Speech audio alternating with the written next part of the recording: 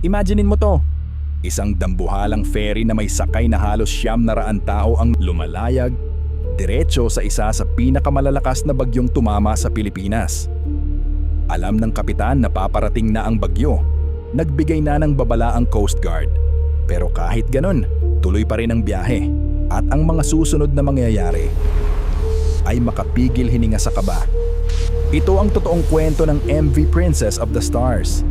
At ipapakita nito kung paano ang isang maling desisyon pwedeng magbunga ng pinakamatinding trahedya sa kasaysayan ng dagat sa Pilipinas. Oras nang bumalik sa nakaraan. Welcome sa Shadows of the Past. June 20, 2008. Abala ang port ng Maynila. Maingay, matao, pero sa malayo, may nakikitang panganib. Paparating na si Bagyong Frank. Malakas, mabilis, at nagbabadya ng matinding kapahamakan. Ang mga eksperto sa panahon, tinututukan na ang bawat kilos ng bagyo. Malinaw ang babala, delikado ito. Pero dito na nagiging kakaiba ang lahat. Ang MV Princess of the Stars, isang malaking ferry ng Sulpicio Lines, ay naghahanda sa regular na biyahe nito papuntang Cebu. Hindi ito ordinaryong barko. May sakay itong 870 katao.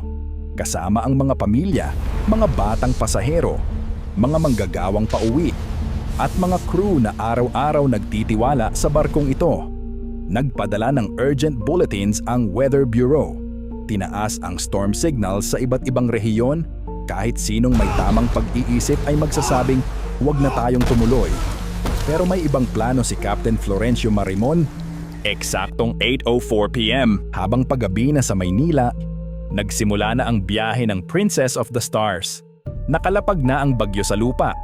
Signal number 1, nasa Maynila. Sa Northern Cebu, signal number 2. Tuloy pa rin ang barko kahit ang destinasyon ay kapahamakan. Pero teka, may mas masahol pa. Ilang oras lang matapos umalis ang ferry, may nangyaring nakakakilabot.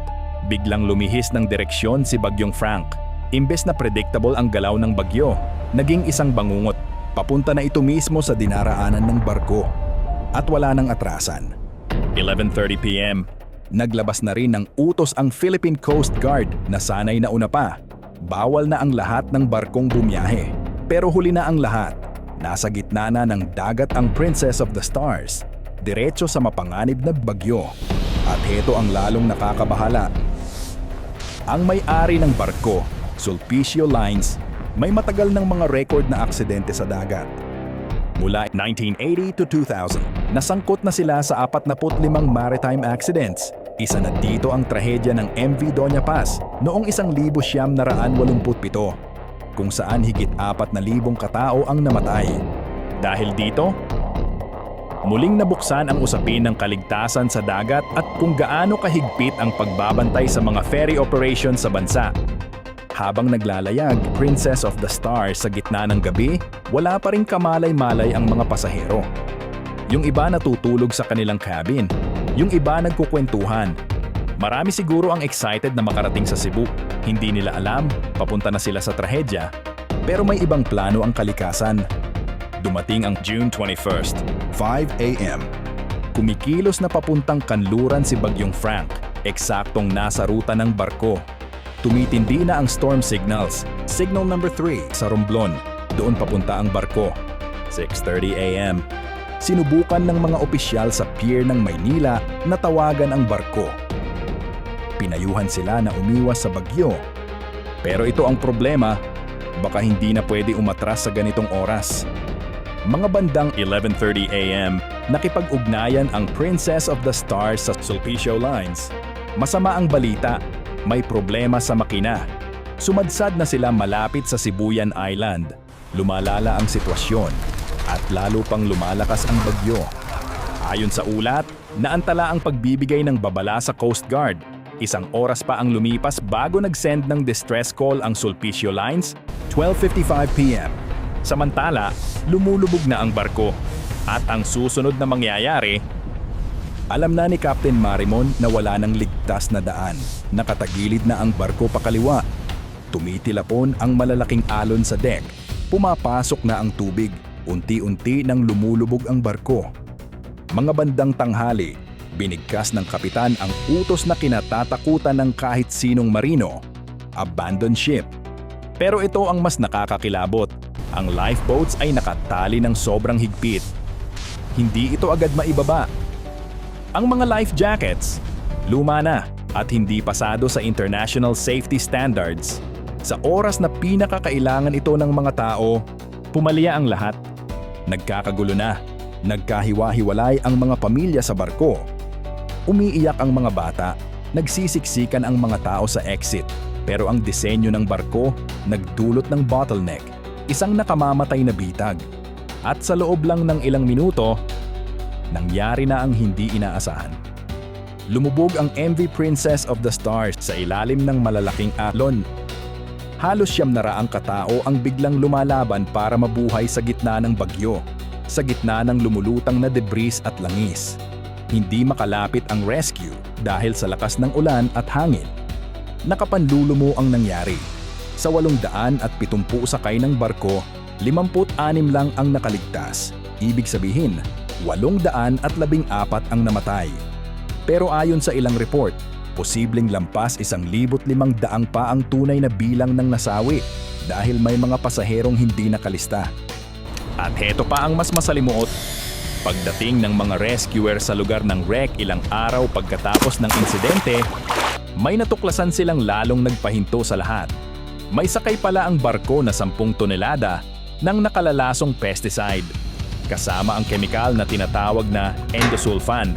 At ayon sa investigasyon, mali ang pagtransport nito. Dahil dito, nagdeklara ng 5 kilometers danger zone sa paligid ng wreck. Itinigil ang recovery operations. Hindi makuha ang mga katawan, wala ring closure ang mga pamilya. Delikado kasing lapitan ang lugar.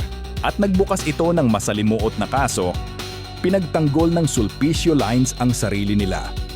Sabi nila, hindi nila kasalanan ang trahedya. Sobrang lakas daw ng bagyo. Mali raw ang forecast at may clearance daw silang maglayag. Pero matapos ang maraming investigasyon, isang bagay ang naging malinaw. Ang trahedya ay bunga ng human error at kakulangan sa safety protocols. Hindi lang ito gawa ng kalikasan. Kaya idineklara ang Sulpicio Lines na may malaking pagkukulang, gross negligence. At pinagbabayad sila ng danyo sa mga pamilya ng biktima. Tinanggalan sila ng lisensya para hindi na makapagbiyahe ang mga barko nila. Nag-apela pa sila. At kahit may binigay na bayad sa ilang pamilya, marami ang nagsasabing kulang na kulang ito sa tindi ng nawala sa kanila. Pero may isang pagbabago na sumunod.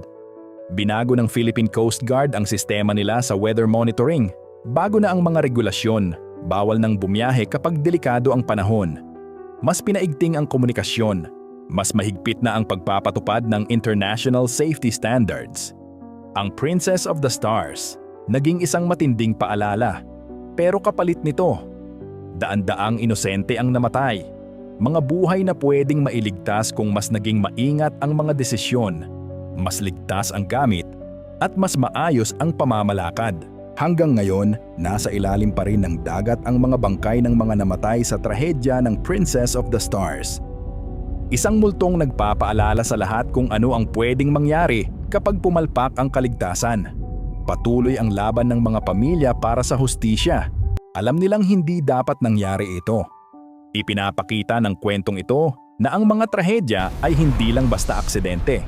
Madalas, ito'y bunga ng maling sistema, maling desisyon, at kulturang kailangang baguhin. Hindi dapat lumubog ang Princess of the Stars. Hindi dapat mamatay ang 814 na katao. Pero nangyari ito. At dahil doon, naging mas malinaw kung gaano kahalaga ang kaligtasan sa dagat at ang pananagutan ng mga kumpanya.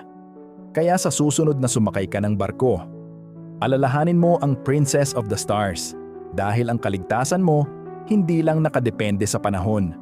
Nakadepende ito sa sistema at sa mga taong may hawak ng responsibilidad na maiuwi kang ligtas. Huwag kalimutang mag-subscribe sa aking YouTube channel para sa mas maraming amazing na content. Pindutin ang subscribe button at i-on ang notifications. Kung nag-enjoy ka sa napanood mo, I-click mo na yung sa kanan para sa iba pang history adventures. Salamat sa panonood hanggang sa muli.